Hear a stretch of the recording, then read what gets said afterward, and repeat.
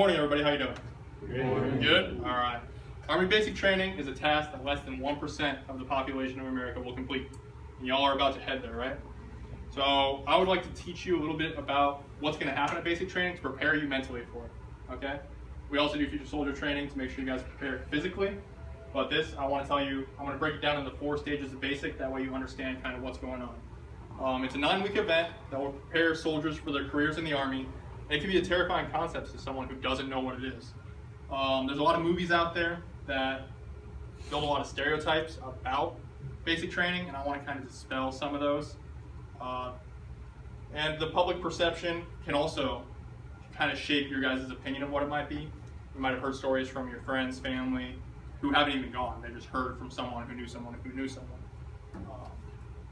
So, a little statistic for y'all, around 75,000 people attend Army basic training every year. 10 to 14% of the people who go do not finish basic training. I want to prepare each and every one of you so that you're part of the 90% that do complete it, okay? I don't want any of y'all to fail. There are 4 locations that basic training happens at: Fort Sill, Fort Leonard Wood, Fort Jackson, and Fort Benning. You all should know exactly where you're going based on your contract. The first step is going to be you're going to come to us. We're going to take you to MEPS, and you're going to fly from MEPS to the airport closest to your base. At the airport, you're going to get on a bus. There will be some drill sergeants there. They're not going to yell at you. They're just going to kind of direct you where to go. You're going to get on the bus. You're going to take the bus to the base. Sometimes the ride's an hour. Sometimes it's less than that. It depends on how far the airport is away. When you arrive at the base, you're going to begin the reception process. You're all going to stay in large barracks while you're in the reception process. You're going to sleep males with males, females with females.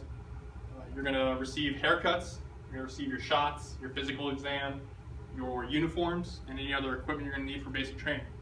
It's going to be early mornings and late nights while you're there. You're going to start really early in the morning. You're going to be doing dental. You're going to be doing all the exams, getting your shots, making sure you get your ID card. All the administrative stuff that goes into basic training you're going to do in the first week. And it's honestly the most boring week ever, because you're just standing in line most of the time. You eat 3 times a day, and then you go to bed after cleaning for a couple hours. It's low stress, but it's very boring. The drill sergeants are going to stress you out while you're there. The next phase is going to be red phase.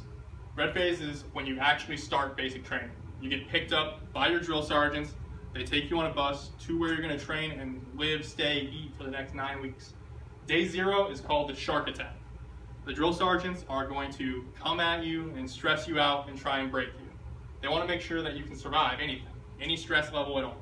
They're going to come at you, they're going to yell, you're going to do push-ups, it's going to be mass confusion, because you're not going to know what to do, and they're going to expect you to know exactly what to do, but it's all a part of the process.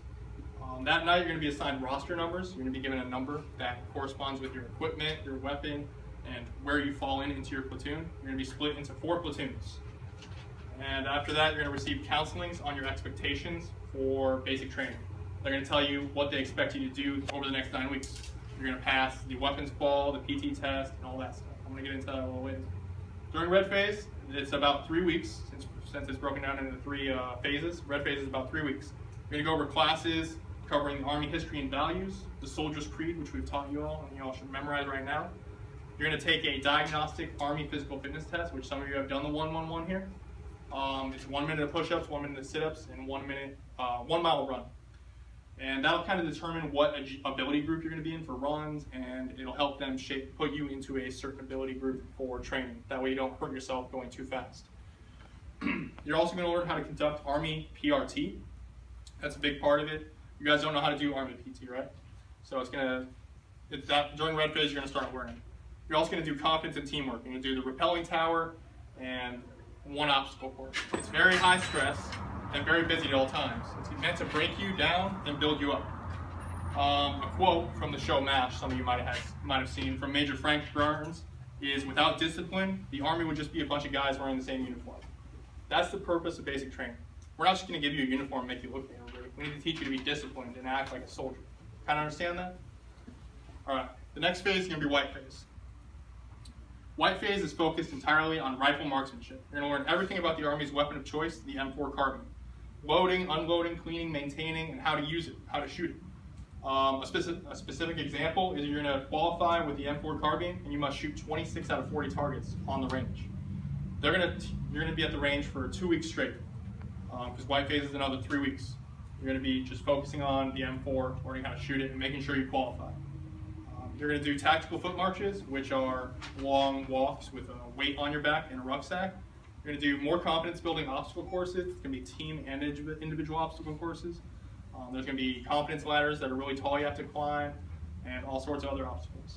It's gonna be a little less stressful in white phase because the drill sergeants want you to focus on your training. They really want you to know how to shoot your weapon, and they want to make sure that you're getting the training. So it's gonna be a little less stressful. The next phase and the final phase is blue phase. Blue phase is a lot less stressful. They kind of trust you now. You know how to be a soldier. You've been there for 6 weeks, and you've learned a lot. You're going to be learning about the other weapons in the Army, machine guns, grenades, and rocket launchers. You're going to learn about those in blue phase.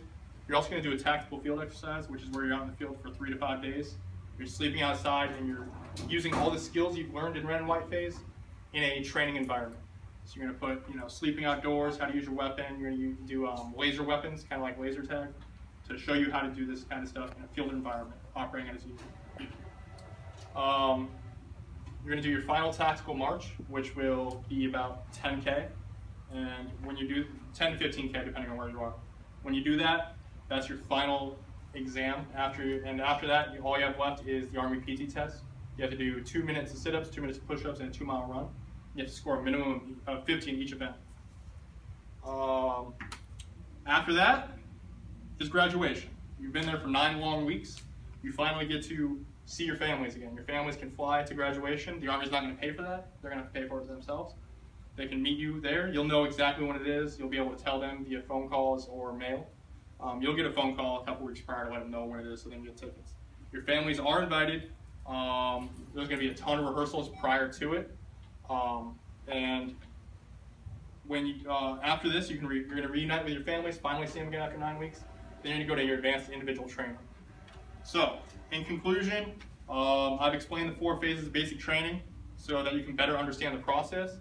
There's a lot of movies out there that might have warped your view of what basic training is going to be. Hopefully I've cleared that up here in this presentation.